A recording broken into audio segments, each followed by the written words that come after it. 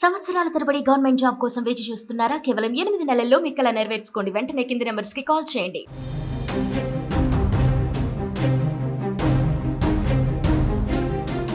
పహల్గామ్ దాడి తర్వాత కాశ్మీర్లో సిచ్యువేషన్ ఎలా ఉందో మనందరికీ ఇప్పటికే తెలిసిన విషయమే. దాడి జరిగిన తర్వాత నుంచి కూడా ఉగ్రవాదుల జాడ కోసం వెతుకుతూ ఉంది భారత ప్రభుత్వం ఉగ్రవాదులపై ఉక్కుపాదం మోపుతున్నట్టుగా మనకి తెలుస్తోంది. ఉగ్రవాదుల శిబిరాలని ధ్వంసం చేస్తూ నేలమట్టం చేస్తూ వస్తోంది. ఇప్పటికే కొంతమంది ఉగ్రవాదుల ఇళ్లను కూడా ధ్వంసం చేసింది భారత ప్రభుత్వం. అలాగే ఈ నేపథ్యంలోనే పీర్ పంజార్ అడవుల్లో నక్కి దాగి ఉన్నారని ఉగ్రవాదులు ఒక అనుమానంతో కూడా గాలింపు చర్యలను ముమ్మరం చేస్తూ మరింత దూకుడు పెంచింది భారత ప్రభుత్వం. డ్రోన్లు అలాగే స్నీపర్ డాగ్స్ తో గాలింపు చర్యలను అయితే ముమ్మరం చేసింది. మరి ఈ నేపథ్యంలో ఉగ్రవాదుల ఆచూకీ తెలిపిన వాళ్ళకు కూడా 20 లక్షలు, ఒక్కొక్కరికి 20 లక్షల రివార్డ్ ని కూడా అనౌన్స్ చేసింది భారత ప్రభుత్వం. ఒకసారి దీనికి సంబంధించిన అప్డేట్స్ చూద్దాము. మరి ఎంతమంది ఉగ్రవాదుల ఇళ్లను ఇప్పటి వరకు ధ్వంసం చేసింది, వాళ్ళకి సంబంధించిన నేమ్స్ ఏమైనా ఉన్నా, అంటే ఎవరెవరి ఇళ్లను ధ్వంసం చేసింది ఏమైనా తెలుసా, అసలు ఉగ్రవాదుల ఆచూకీ ఇప్పటి వరకు ఏమైనా తెలిసిందా? ఇలాంటి అప్డేట్స్ అన్ని మనకు అందిస్తారు ప్రేమ్. ఇప్పటి వరకు కాశ్మీర్ లో జరిగిన ఇష్యూకు సంబంధించి కేంద్ర ప్రభుత్వం కావచ్చు, భారత ఆర్మీ కావచ్చు, నేవీ కూడా ఇందులో ఇన్వాల్వ్ అయి ఇప్పటి వరకు పెద్ద ఎత్తున సెర్చ్ అయితే నిర్వహిస్తున్నారు. అంటే ఎవరైతే ఉగ్రవాదులు ఉన్నారో వారందరినీ ఏరివేసే క్రమంలోనే వారికి సంబంధించిన, అంటే ఇప్పటి వరకు ప్రభుత్వం కావచ్చు, అక్కడ ఉన్న ఆర్మీ కావచ్చు, భద్రతా బలగాలు కావచ్చు, విస్తృతమైన గాలింపు చర్యలు అయితే చేపట్టారు. అయితే ఇక్కడ ఇప్పటి వరకు ఎవరిని కూడా అంటే పట్టుకోలేదు. కానీ ఒక 11 మంది ఉగ్రవాదులకు సంబంధించిన స్థావరాలు అనొచ్చు, ఇండ్లు కావచ్చు, అంటే వీటన్నిటిని కూడా అక్కడ నేలమట్టం చేశారు.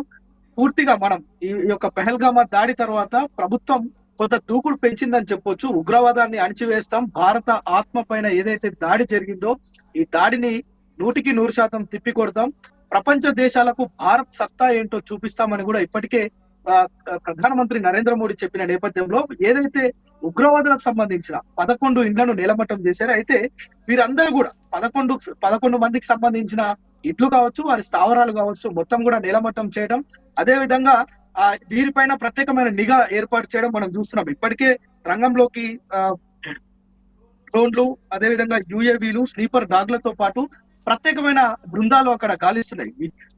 ఎట్టి పరిస్థితుల్లో ఉగ్రవాదుల మూలాలను జమ్మూ కాశ్మీర్ తదితర ప్రాంతాల్లో లేకుండా చేయడం అనేదే ప్రభుత్వం ఏకైక లక్ష్యంగా పెట్టుకుంది. చూస్తున్నాం మనము దాడి జరిగిన రోజు నుంచి ఈ రోజు వరకు కేంద్రం కావచ్చు ఎక్కడ కూడా కొంత కూడా అంటే వెనకడుగు లేకుండా మొత్తం కూడా జల్లెడబడుతున్న పరిస్థితి మనకు అక్కడ కనిపిస్తుంది. మరోవైపు పాకిస్తాన్ కి సంబంధించిన నేతలు కావచ్చు, అక్కడున్న ఇతర పార్టీల నేతలు కావచ్చు, వారు కూడా అడ్డగోలు విమర్శలు చేస్తున్నారు ఇండియా పైన. అంటే నీటిని ఆపేస్తే మేమేంటో చూపిస్తాం, మా దగ్గర మా సత్తా ఏంటో మీకు చూపిస్తాం, మేము రంగంలోకి దిగితే మీరు తట్టుకోలేరు అన్నట్లుగా, అంటే వాపును చూసి బలుపు అనుకుంటుంది పాకిస్తాన్. అయితే ఈ నేపథ్యంలోనే ప్రభుత్వం చేపట్టే ఈ యొక్క కార్యకలాపాలు ఏవైతే ఉన్నాయో ఇదంతా కూడా పెద్ద ఎత్తున సాగుతుంది. అయితే ఇప్పుడు మన దగ్గర ఉన్న సమాచారం మేరకు ఇక్కడ ముఖ్యంగా ఈ యొక్క ఉగ్రవాదులు అనే అనుమానంతో పాటు ఉగ్రవాదులతోటి సంబంధాలు ఉన్న వ్యక్తులు 11 మంది ఇండ్లు ఏవైతే ఉన్నాయో అవన్నీ కూడా అద్నా షఫీతో పాటు ఫారూక్ అహ్మద్ తద్వి,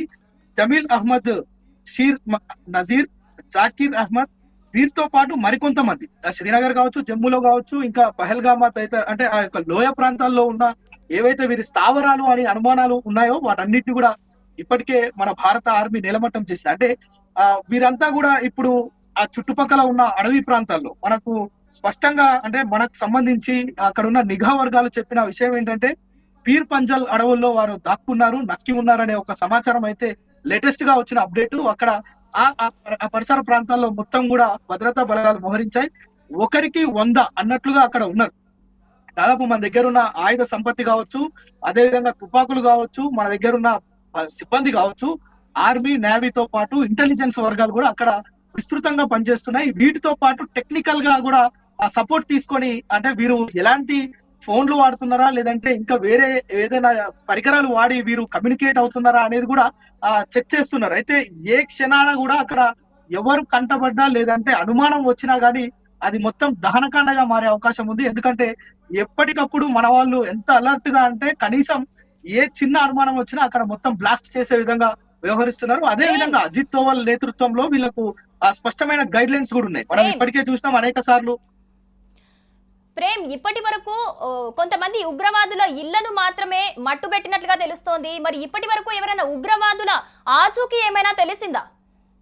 లేదు, ఇప్పటి వరకు మనకు అధికారికంగా అయితే ఎలాంటి సమాచారం లేదు. ఉగ్రవాదులను పట్టుకున్నట్లు గాని, వారిని చంపినట్లు గాని, హతమార్చినట్టు గాని ఇప్పటికీ ఎలాంటి అధికారిక సమాచారం అయితే లేదు. కానీ అక్కడ జరుగుతున్న ఈ ఎంటైర్ సిచ్యుయేషన్ లో మనకు అర్థమవుతుంది ఏంటంటే, ఆ పరిసర ప్రాంతాల్లో ఎక్కడ దాక్కున్నా గానీ వారిని బయటికి తీసి చంపే ప్రయత్నం అయితే మన ఇండియన్ ఆర్మీ అయితే చేస్తుంది. మరోవైపు ఎవరైతే ఇక్కడ ఈ ఉగ్రవాదానికి పాల్పడ్డారో, ఈ యొక్క 26 మంది పర్యాటకుల ప్రాణాలు తీసి జమ్మూ కాశ్మీర్ ను రక్తపాతం చేశారో, ఈ యొక్క రక్తపాతం చేసిన ప్రతి ఒక్కరిని కూడా అణచివేసే క్రమంలోనే స్థానికుల సహాయం కూడా మన ఇంటెలిజెన్స్ వర్గాలు కావచ్చు, భారత ఆర్మీ కావచ్చు, రక్షణ శాఖ కావచ్చు, అదేవిధంగా భారత ప్రభుత్వం కూడా ఒక అడుగు ముందుకేసింది. ఎందుకంటే స్థానికుల సహాయం తీసుకుందామనే ఒక ఆలోచనతోటి ఎవరైనా ఉగ్రవాదులకు సంబంధించిన సమాచారం ఇస్తే 20 లక్షల రివార్డు కూడా ప్రకటించింది. అదే ప్రేమ్, ఇప్పుడు ఎల్ఓసి గుండా కూడా సరిహద్దు దాటాలని కొంతమంది ఉగ్రవాదులు ప్రయత్నిస్తున్నారు అనే అనుమానంతోని కూడా అక్కడ స్థానికులు ఎవరైనా ఉగ్రవాదుల ఆచూకీ తెలియజేస్తే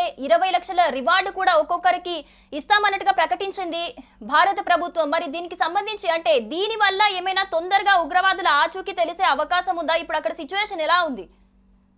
ఎగ్జాక్ట్లీ, ఎందుకంటే ఏదైతే ఉగ్రవాదులు ఉన్నారో ఆ చుట్టుపక్కల ప్రాంతాలు మనం చెప్పినట్లుగా ఇక్కడ ఉన్న ఫిర్ పంజాల్ అడవులు కావచ్చు, ఆ చుట్టుపక్కల ఉన్న ఫారెస్ట్ ఏరియాల్లో వీళ్ళు నక్కి ఉన్నారనే సమాచారం అయితే పర్ఫెక్ట్ గా ఉంది. అయితే వీరు తప్పించుకునే ప్రయత్నం, మనకు తెలుసు ఎవరైనా తప్పు చేసినప్పుడు లేదంటే ప్రాణాలు పోతాయని తెలిసినప్పుడు తప్పించుకునే ప్రయత్నం చేస్తారు. అదే పనిలో ఇప్పుడు ఉగ్రవాదులు కూడా ఉన్నట్లుగా తెలుస్తుంది. అయితే వీరు ఏ క్షణానైనా వీళ్లకు అవకాశం ఉన్న చోట తప్పించుకునే ప్రయత్నం చేస్తారని మన భారత ఆర్మీ మొత్తం కూడా ఎల్ఓసి ప్రాంతాలు అయితే ఏంటి, పాక్ ఆక్రమిత కశ్మీర్ ఏదైతే ఉందో ఆ పిఓకే ప్రాంతాల్లో కూడా భద్రతా బలగాలు మోహరించారు. అదే విధంగా మనకు సంబంధించిన యుద్ధ సామాగ్రి కూడా ఆడ పెద్ద ఎత్తున ఉంది. మనం నిన్ననే చెప్పుకున్నాం, ఏదైతే బార్డర్లలో వ్యవసాయం చేస్తూ జీవనం సాగిస్తున్న రైతులు ఉన్నారో వారికి స్పష్టమైన ఆదేశాలు జారీ చేసింది రక్షణ శాఖ. ఎవరు కూడా పొలాల వద్దకు వెళ్ళొద్దు, ఎందుకంటే ఏ క్షణాన ఏం జరుగుతుందో తెలియని పరిస్థితి.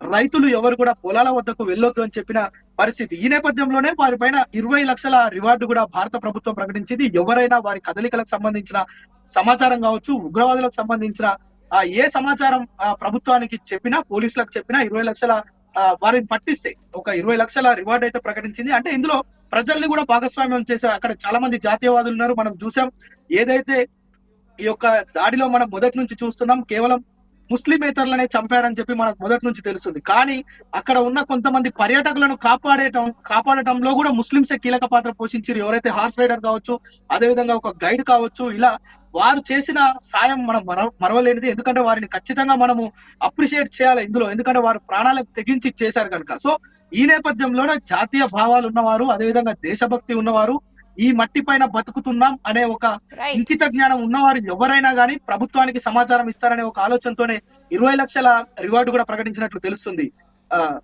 Right Prem, thanks for the details. So మొత్తంగా చూసుకుంటే గనక ఉగ్రవాదుల గాలింపు చర్యల్లో అయితే దూకుడు పెంచింది భారత ప్రభుత్వం. ఉగ్రవాదుల ఆచూకీ తెలిపిన వారికి ఒక్కొక్కరికి కూడా 20 లక్షల రూపాయల రివార్డ్ అయితే ప్రకటించింది. భారత ఆత్మపై దాడి చేసిన దానికి పగ తీర్చుకోవాల్సిందే అంటూ కసితోని ముందుకెళ్తూ ఉంది భారత ప్రభుత్వం.